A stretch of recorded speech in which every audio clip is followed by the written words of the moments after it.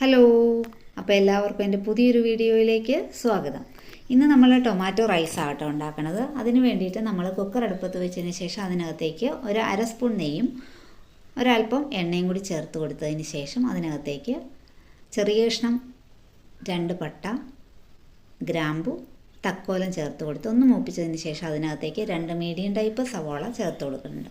ഇതൊന്ന് പെട്ടെന്ന് വഴന്ന് വരാൻ വേണ്ടിയിട്ട് നമ്മൾ ഒരല്പം ഉപ്പ് ചേർക്കുന്നുണ്ട്.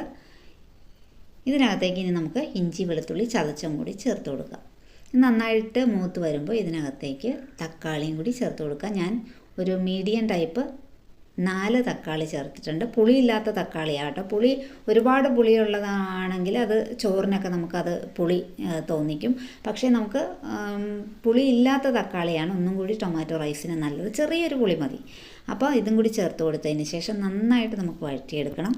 ഇനി ഇതിനകത്തേക്ക് നമ്മൾ 1 സ്പൂൺ മുളക് പൊടി, 1 സ്പൂൺ മല്ലിപ്പൊടി, 1/2 സ്പൂൺ കുരുമുളകും കൂടി ചേർത്ത് ഒന്ന് മൂപ്പിച്ചതിന് ശേഷം അതിനകത്തേക്ക് നമ്മൾ ഊറ്റി വെച്ചിരിക്കുന്ന റൈസും കൂടി ചേർക്കുന്നുണ്ട്.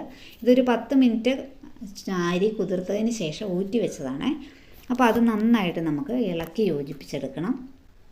ഇത് നന്നായിട്ട് ഇളക്കി യോജിപ്പിച്ചതിന് ശേഷം ഇതിനകത്തേക്ക് നമുക്ക് ആവശ്യത്തിന് വെള്ളം ചേർത്ത് കൊടുക്കാം.